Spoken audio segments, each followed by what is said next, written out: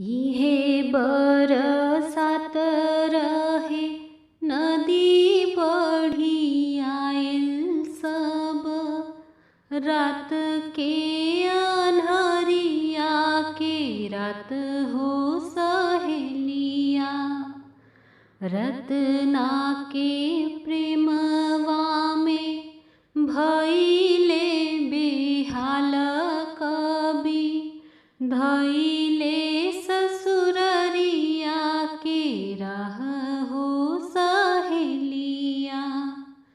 नदी नाला पार कैले साप धइ के घरे गइले। तब भइले रत्ना से भेट हो सहेलिया। ओही जा से रत्ना हो डटली फटकरली। धरना भगतिया के राह हो सहेलिया। जतना तू प्रेमवा हम पे बिखेरला।